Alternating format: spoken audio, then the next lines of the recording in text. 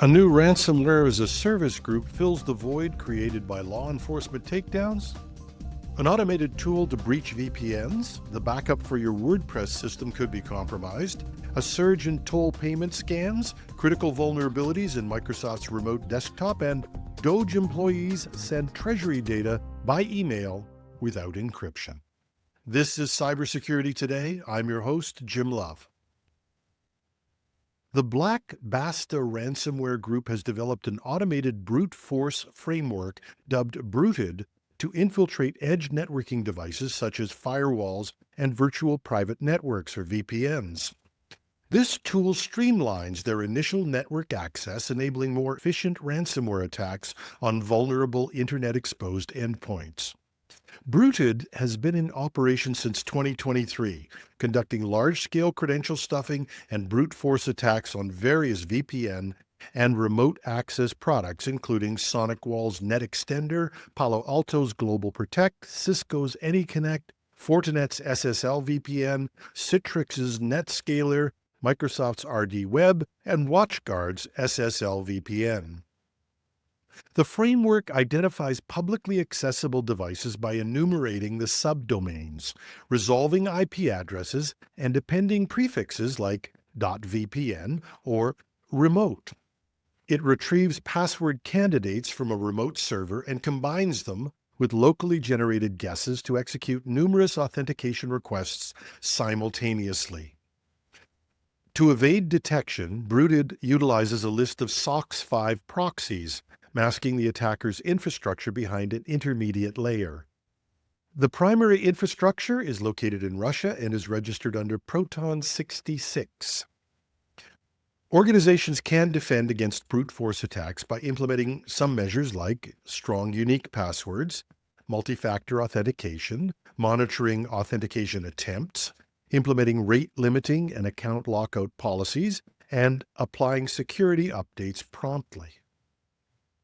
The Federal Bureau of Investigation and the Cybersecurity and Infrastructure Security Agency, CISA, have issued an urgent advisory warning to users of popular email services, including Gmail and Outlook, about the Medusa ransomware. Active since 2021, Medusa has compromised over 300 organizations across critical sectors such as healthcare, education, legal, insurance, technology, and manufacturing.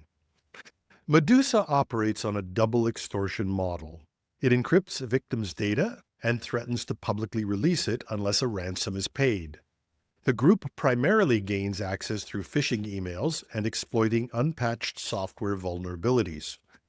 Notably, Medusa maintains a data leak site listing victims with countdowns to data release, offering to delay the timer for a $10,000 cryptocurrency payment. To mitigate the risk of ransomware attacks like Medusa, the FBI and CISA recommend multi-factor authentication, regularly updating systems, and maintaining secure backups. Because the FBI and CISA both advise against paying ransoms, as payment does not guarantee the recovery of files and may encourage further criminal activity. Victims are urged to report ransomware incidents, however, to the FBI or CISA promptly. A significant security vulnerability has been identified in the UpdraftPlus plugin. It's a widely used backup for WordPress websites. This flaw potentially allows unauthorized users to have access to sensitive backup files, posing substantial risks to affected sites. The vulnerability stems from inadequate access controls within the plugin, enabling users with lower privileges to download backup files that should be restricted to administrators. These backups may contain critical information, including database credentials and user data, which could be exploited by malicious actors. UpdraftPlus boasts over 3 million active installations, making this security flaw particularly concerning due to its extensive reach across WordPress sites globally. It has been reported that the issue will not affect sites until they've been restored using a backup with the plugin. So don't restore even test versions of sites until you've dealt with this issue. To protect your website from potential exploitation, you can update the plugin, review user permissions, but monitor your site's activity. Keep an eye on your site's logs for unusual activity that could indicate attempted exploitation. As an aside, this is probably a good step to take with any WordPress site, regardless of whether it's for this particular exploit or not. The Federal Bureau of Investigation has reported a significant increase in complaints related to toll payment scams, with over 2,000 incidents recorded in a single month. The fraudulent messages are tailored to appear as if they originate from legitimate toll agencies, enhancing their credibility. Several toll agencies and state authorities have issued warnings to alert drivers. The Illinois Tollway advises they don't send unsolicited text messages requesting payment. Toll Roads California warns customers to disregard phishing texts detailing specific outstanding toll amounts or notices of toll evasion. To safeguard against these scams, the FBI and FTC both recommend that you do not click on links and verify any text requests through official channels. You can use your phone's report junk feature or forward the message to 7726 spam, but this will have limited impacts on the spammers because they just changed the numbers. But the recommendation is that you don't respond even with the classic stop message. This only lets the scammers know that you're a valid number. While this is the latest scam to exploit text messaging, it's only one of many. For our corporate listeners, if you don't have a specific communications program regarding safe use of text messaging, it may be time to add this to your anti-phishing training.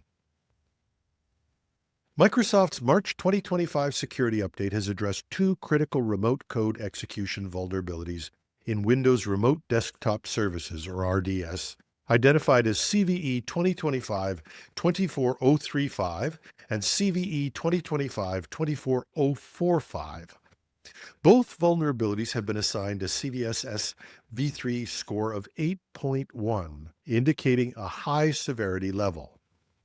CVE 2025-24035 is a vulnerability that arises from sensitive data being stored in improperly locked memory within RDS. Exploitation could allow an unauthorized attacker to execute arbitrary code over a network, potentially leading to a complete system compromise.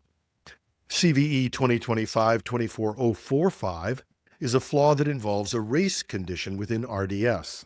An attacker who successfully exploits this vulnerability could execute code remotely, compromising system confidentiality, integrity, and availability. These vulnerabilities impact multiple versions of Windows servers and desktops, making it imperative for organizations to assess their systems and apply necessary patches promptly.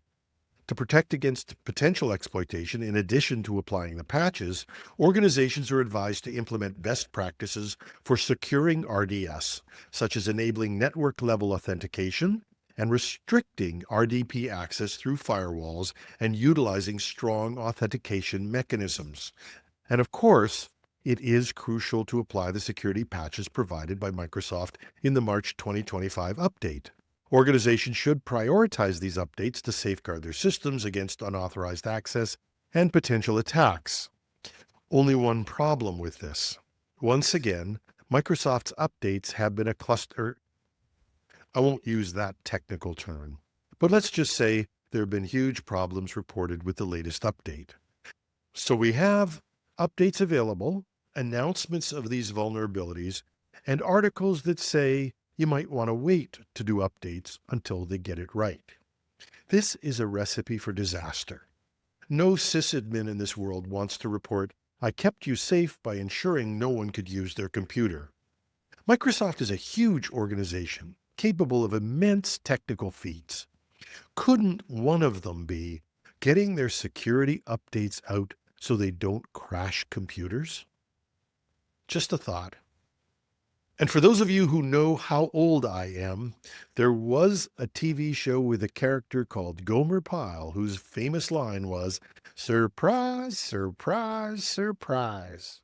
Well, court documents reveal that Marco Ellis, a staff member of the Department of Government Efficiency, DOGE, breached Treasury Department protocols by emailing unencrypted personal information to officials at the General Services Administration. The spreadsheet contained names, transaction types, and monetary amounts. It did, in fairness, exclude sensitive identifiers like social security numbers. Now, prior to his role at DOGE, Ellis was employed by companies associated with Elon Musk, including X and SpaceX. He resigned from DOGE in early February, following the emergence of racist social media posts linked to him, but he was subsequently rehired by the Social Security Administration. And Ellis was mistakenly granted read and write access to Treasury systems, a privilege that should have been restricted. So the question you have to ask is, what other security protocols have been violated by these junior IT jockeys? We may find out more as 19 attorneys general have filed a lawsuit accusing DOGE of compromising the integrity of federal payment systems. The lawsuit alleges that unauthorized access could lead to misuse of information and undermines established protocols designed to protect citizen data. Now, anyone out there up for bets that every nation state opposed to the U.S., from North Korea and China to the Russians and more, didn't know who these kids were and hadn't tried to compromise them or at least monitor them? I don't think for a second that these kids could beat these security services, even if they were at their best. But sending plain text emails just prove that they're not only inexperienced, they're sloppy, which makes it so much easier. And that's our show for today. You can reach me at editorial@technewsday.ca. Thanks to our donors, we are on our way to being self-sustaining. You can still help out at buymeacoffee.com/podcast. I'm your host, Jim Love. Thanks for listening.